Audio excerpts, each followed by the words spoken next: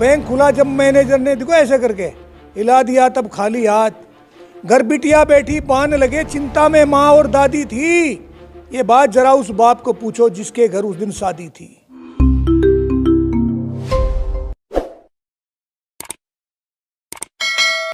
नमस्कार, स्वागत है आप सभी का हिंदुस्तान 24 पर और मैं आप सबके साथ विपिन चौधरी।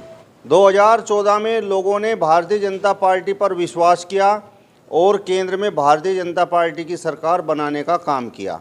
सरकार बनने के बाद देश के प्रधानमंत्री माननीय नरेंद्र मोदी जी ने नोटबंदी का एक फैसला लिया था। कुछ लोग आज भी उस फैसले की आलोचना करते हैं, जबकि कुछ लोग कहते हैं कि देश हित में वह बड़ा फैसला था। आज तस्वीरों में आप जिस शख्स को देख रहे हैं, इनका नाम उग्र सिंह चौहान है। इन्होंने भी 2014 में भारतीय जनता पार्टी को बड़ी ही उम्मीदों के साथ वोट देने का काम किया था, लेकिन जिस समय नोटबंदी हुई उस समय इन्हें बड़ी परेशानियों का सामना करना पड़ा। इनकी बेटी की उस समय शादी थी। किस तरीके से इन्होंने परेशानियों को झेला, इन्होंने उस परेशानी को अपने काव्य के जरिए शब्दों में पिरोने का काम किया है। उग्र सिंह चौहान जी, सबसे पहले तो मैं हिंदुस्तान 24 पर आपका बहुत बहुत स्वागत करता हूं। भाई साहब नमस्कार, स्वागत आपका भी। जिस समय नोटबंदी हुई, केंद्र में भारतीय जनता पार्टी की सरकार थी, जाहिर सी बात है आपने बताया था कि आपने भी भारतीय जनता पार्टी को वोट दिया था, तो उस समय किस प्रकार की आपको परेशानी हुई थी? दरअसल में था क्या कि मैं वोट ही नहीं दिया था, मैं था ही भाजपा का, और भाजपा से पहले मैं संघ में भी काम करता रहा।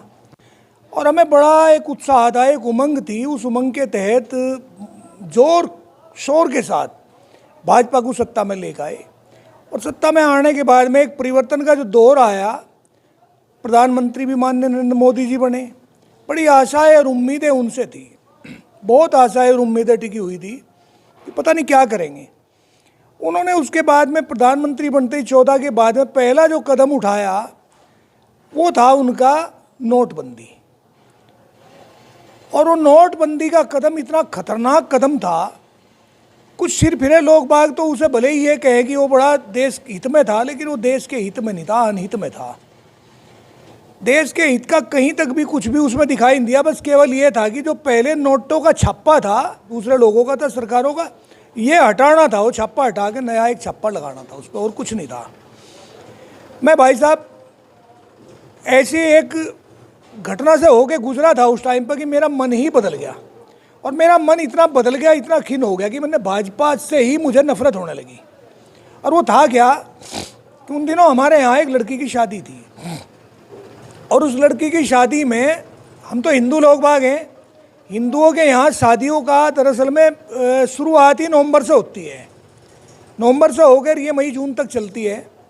तो नवंबर का महीना था, तब ये घोषणा होगी। और मेरे यहाँ दिसंबर में शादी थी। मैं बड़ा विचलित, बड़ा परेशान, जिसके भी पास जाऊँ पैसे ही ना मिले, क्योंकि 2000 रुपये से ज़्यादा कभी किसी को कोई पैसा मिला नहीं। और पूरा दिन क्या, पूरी रात 2 दिन तक भी लोग लाइन में खड़े रहे। बैंक वालों के बड़े आनंद आए, बड़े मज़े आए, और उसमें हम लोग बाग इतने परेशान हुए कि पूछो ना। 2000 रुपये में लड़के की शादी कौन कर देगा? किसी की भी नहीं होती। फिर मैं तो एक सामाजिक आदमी हूँ, बाहर निकलने आने जाने वाला भी, मेरे तो कोई मतलब ही नहीं पैदा होता। रोज़ाना यही एक काम रहेगा कि बैंक में जाओ और 2000 रुपये निकाल के लाओ। उनमें एक इन्होंने ऐसा भी बनाया था कि एक परफॉर्मा था, उसके तहत ये था कि आप ज़्यादा भी पैसे निकालो, लेकिन उसकी गाइडलाइन इतनी पेचीदा थी कि कोई फॉलो ही नहीं कर पा रहा था। तो उस टाइम पे हाथ जब हुआ तो मन की जो वेदना थी वो एक तरंगों में निकल के बाहर आई, और उसने एक काव्य का रूप ले लिया। और वो था क्या, खूब दिखाए सुंदर सपने, खूब दिखाए सुंदर सपने, अच्छे दिन अब आएंगे, और गांधी तेरे देश से बादल संकट के छट जाएंगे। क्योंकि अब रंग लाएगी कुर्बानी, अब रंग लाएगी कुर्बानी भारत में आज़ादी की, पर यहाँ कथा कुछ और ही लिख दी जनता की बर्बादी की। घटनाक्रम तो कुछ और होने लग रहा था ना, या तो आज़ादी नहीं बल्कि बर्बादी की कथा, पटकथा तैयार होने लग रही थी। मात्र 2000 रुपये की खातिर, 2000 मिलते थे, इससे ज़्यादा नहीं। 2000 रुपये की खातिर लगा लाइन में पूरी रात, रहा ठिठुरता ठंड में बैठा, भोर हुई जब हुई प्रभात, क्योंकि ठंड का मौसम था। राह ठिठुरता ठंड में बैठा, भोर हुई जब हुई प्रभात, बैंक खुला जब मैनेजर ने देखो ऐसे करके हिला दिया तब खाली हाथ, अगर बैंक में रेंज नहीं रही या आज पैसे नहीं है तब दिल के अरमा दिल में रह गए और मन में रह गई मन की बात। क्योंकि किसके सामने क्या कहें, क्योंकि जब अपना ही धन अपनाना हुआ, भाई जब अपना ही धन अपनाना हुआ फिर वो कैसी आज़ादी थी, और भिखमंगों की तरह लगे लाइन में इज्जत की बर्बादी थी। घर बिटिया बैठी पान लगे चिंता में माँ और दादी थी, ये बात जरा उस बाप को पूछो जिसके घर उस दिन शादी थी। क्यों हर आदमी तड़फ रहा था, पैसा कोई दे नहीं रहा था, शादियां कैसे करी जा। भाई साहब विचलित हो गए हम लोग बाग।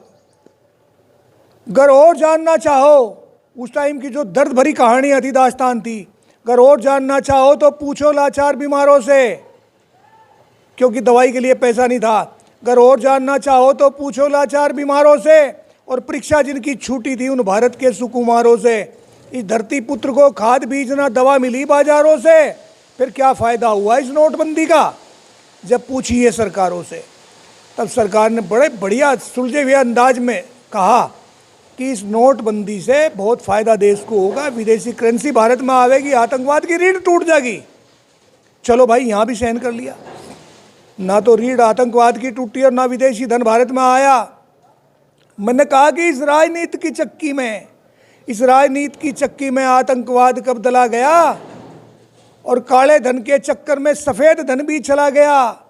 15 लाख के चक्कर में आम आदमी चला गया, और काला धन तो आया ही नहीं, सफ़ेद धन भी चला गया। गलत फैसला मोदी तेरा नीवर्त व्यवस्था की हला गया। आज तक भी इस देश की जो जीडीपी थी, जिसे उस आदमी को जिसे ये कहा करे कि वो बोलना नहीं जानता था, बहुत कम बोलता था, मनमोहन सिंह, जिसने इस देश की जीडीपी को 9-9.5% तक रखा था, आज ये धरातल में उतर गई।